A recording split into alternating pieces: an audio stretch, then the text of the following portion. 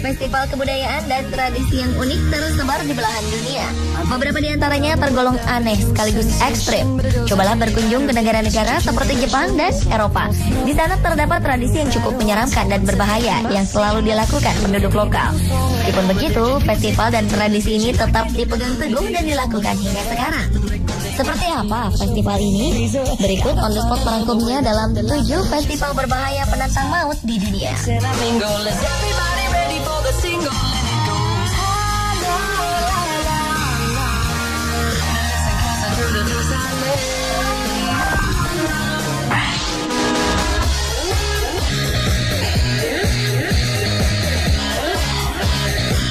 Ketika malam tahun baru di Siberia, Rusia, akan digelar sebuah tradisi berbahaya.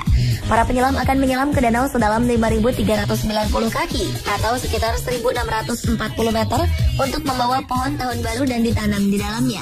Mengerikannya, tradisi ini dilakukan di Danau Baikal yang sangat dingin dengan suhu air 2 derajat Celcius. Untuk menuju ke danau ini, penyelam harus memotong balokan es yang terbentuk di dalam danau. Tradisi ini sudah berlangsung sejak 1982. Para penyelam akan ditemani oleh seorang kameramen dari televisi lokal yang mendokumentasikan aksi penyelaman berbahaya mereka. Berendam di dalam air dingin dengan temperatur sangat dingin tentu berbahaya. Tubuh kemungkinan tak bisa menahan tekanan dingin hingga mengalami hipotermia dan akhirnya tewas. Karenanya, tradisi ini hanya dilakukan oleh penyelam berpengalaman dan profesional serta terbiasa melakukannya. Namun bagaimanapun, risiko kematian tetap mengintai kapanpun.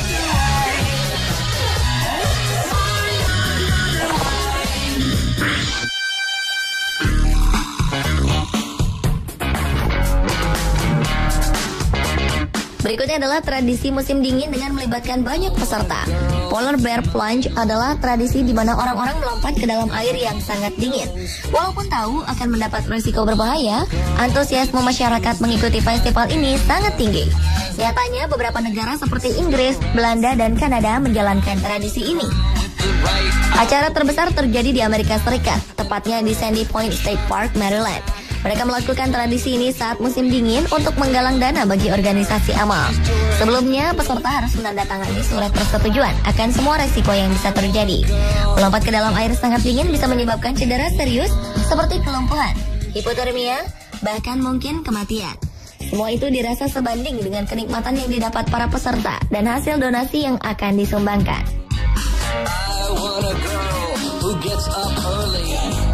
I want a girl who stays up late. Baby, you're a girl, you are. Come on, let you go. Festival berbahaya di Yunani ini berawal dari kejenuhan masyarakat berdoa di gereja pada malam Paskah. Mereka pun melampiaskan kejenuhannya dengan membakar petasan dan kembang api ke arah gereja. Dan tak jarang mereka saling berperang petasan antar gereja satu dengan gereja lainnya. Perayaan yang umumnya dilakukan pada Minggu Paskah di pulau kecil Chios ini sangatlah unik. Ada perang petasan antar dua gereja. Pagi harinya, orang-orang berkumpul menjejerkan ribuan petasan dan kembang api di halaman gereja sebelum dinyalakan. Menjelang sore, petasan dan kembang api ini mulai dinyalakan dan saling meroket ke segala arah hingga malam hari. Tradisi ini mulai terselenggara sejak 1889. Festival ini dapat merusak rumah hingga menyebabkan kebakaran. Meski berbahaya, orang-orang tetap melakukan tradisi ini sampai sekarang.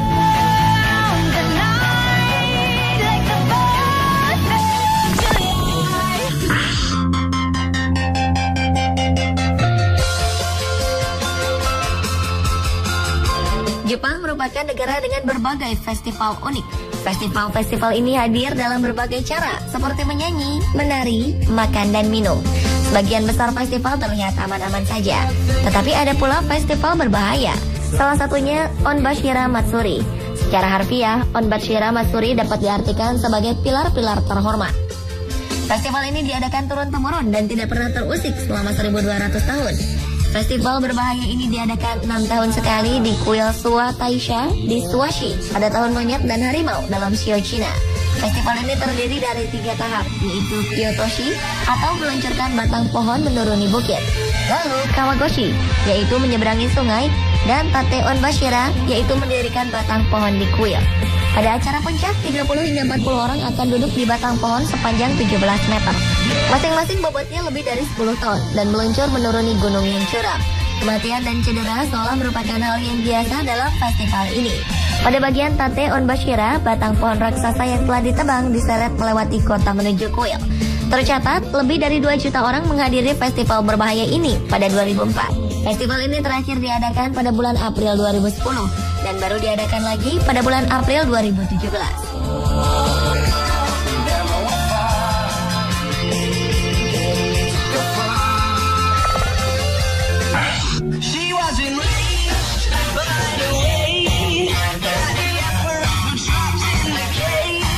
Kembang api ditembakkan ke udara, bukan ke kerumunan orang. Namun saat perayaan Tahun Baru Cina di Yanshui, Taiwan, mereka akan menembakkan kembang api dan petasan ke arah kerumunan orang, baik peserta festival maupun turis. Bagi para penduduk desa pertanian ini, awalnya festival ini diadakan untuk menakuti roh jahat dengan cara menembakkan petasan dan kembang api berbentuk roket ke arah parade manusia. Dan sekarang ritual ini dilengkapi dengan peluncur petasan roket yang lebih canggih. Untuk meminimalisir dampaknya, para partisipan menggunakan perlengkapan berlindung. Namun rupanya hal ini tetap tak dapat menghindarkan orang-orang dari cedera iritasi mata dan tubuh terbakar setiap tahunnya. Meskipun sebagian besar wisatawan tertarik untuk mengikuti festival ini, namun adrenalin dan nyali mereka biasanya mulai surut ketika serangan petasan mulai melukai tubuhnya.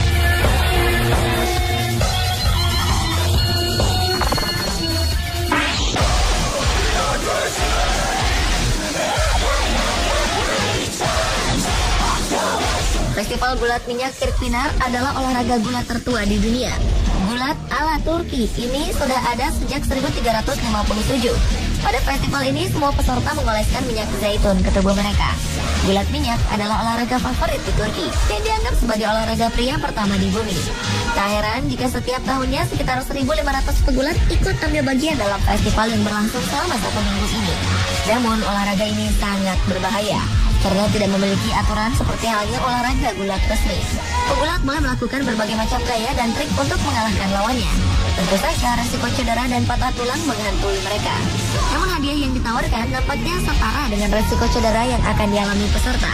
Pemenang gulat ini akan membawa pulang hadiah $100.000 Amerika atau sekitar 1,1 miliar rupiah.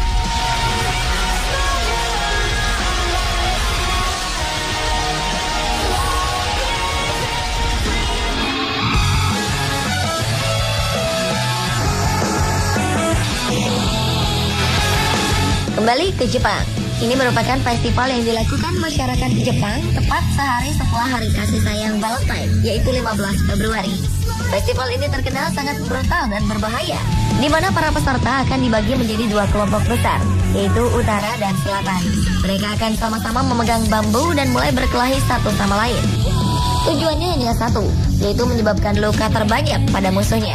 Legenda dan kepercayaan menyebutkan bahwa pemenang perkelahian ini akan menikmati tahun yang sejahtera, serta hasil panen akan lebih berlimpah sepanjang tahun. Satu hal yang pasti, meskipun festival ini menarik ratusan perhatian turis dan pengunjung, resiko terkena cedera sangatlah tinggi. Karena dalam festival ini baik partisipan atau wisatawan akan beresiko terkena serangan dan hantaman tongkat bambu.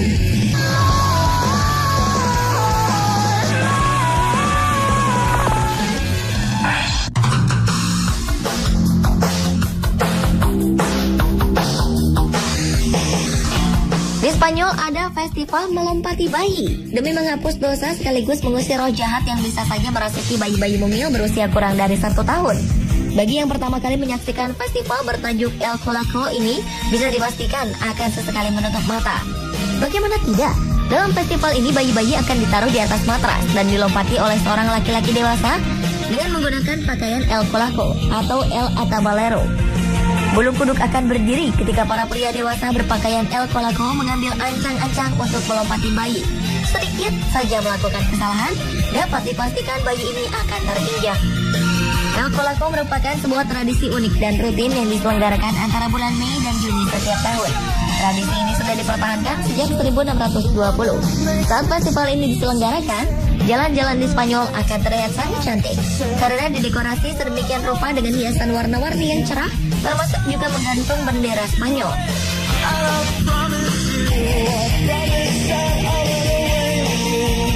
Pemirsa, inilah beberapa festival berbahaya yang menantang maut versi on the spot.